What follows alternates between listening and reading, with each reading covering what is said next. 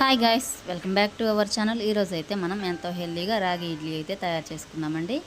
ఈ రాగి ఇడ్లీ ప్రిపేర్ కోసం ముందుగా రాగి ఇడ్లీ రవ్వని ఇది డీమార్ట్లో దొరికిద్దండి. 1/2 kg ప్యాకెట్ తీసుకున్నాను నేను. చూడండి, ఈ రాగి ఇడ్లీ రవ్వ అనేది మన ఇడ్లీ రవ్వ కన్నా కొంచెం బరకగా ఉంటుంది. ఇప్పుడు ప్రాసెస్లోకి వెళ్ళిపోదాం. ముందుగా ఈ రాగి ఇడ్లీ రవ్వని ఒక గ్లాసులో కొలతకి తీసుకున్నాం.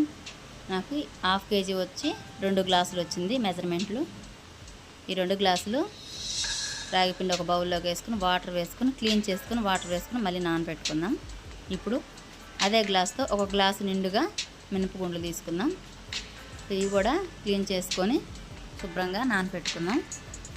మినిమం 8 గంటలైనా నానాలండి ఈ రాగి ఇడ్లీ రవ్వ అనేది. చూడండి, చక్కగా నానిపోయింది. 8 గంటలు అయిపోయాయి. ఇడ్లీ రవ్వ క్లీన్ చేసుకున్నట్టు ఈ రవ్వను కూడా క్లీన్ చేసుకుందాం. రాగి రవ్వని క్లీన్ చేసుకొని పక్కన వేరొక బౌల్లోకి వేసుకుందాం. ఈ రవ్వ అంతా పిండేసి ఇప్పుడు ఒక మిక్సీ జార్ తీసుకొని మిక్సీ జార్లో ఈ నీళ్ళన్నీ వంపేసి మినపగుండ్లలో నీళ్ళన్నీ వంపేసి మిక్సీ జార్లోకి వేసుకుందాం. చూడండి, మినపగుండ్లంతా మిక్సీ జార్లోకి వేసుకొని ఐస్ క్యూబ్ వేసుకొని చక్కగా మెత్తగా బబుల్స్ లాగా వచ్చేలా రుబ్బుకుందాం. చూడండి, ఈ విధంగా మినపప్పు అనేది మనం రుబ్బుకుంటే ఇడ్లీ అనేది సాఫ్ట్గా వస్తాయి.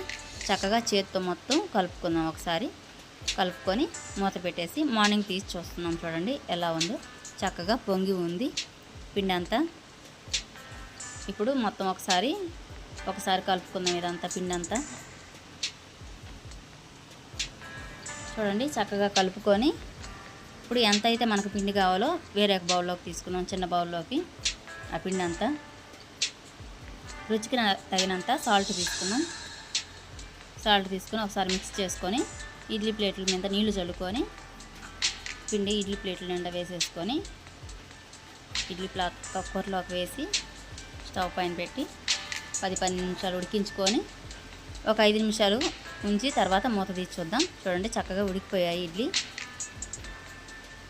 ఇడ్లీని వెంటనే వేడివేడిగా సర్వింగ్ ప్లేట్లోకి రెడీ చేసుకుంటే ఇడ్లీ వేడివేడిగా రెడీ అయిపోయినట్టేనండి. చూడండి, వేడివేడిగా హెల్తీగా రాగి ఇడ్లీ అయితే రెడీ అయిపోయినాయి. నా వీడియోస్ నచ్చితే లైక్, షేర్ అండ్ సబ్స్క్రైబ్.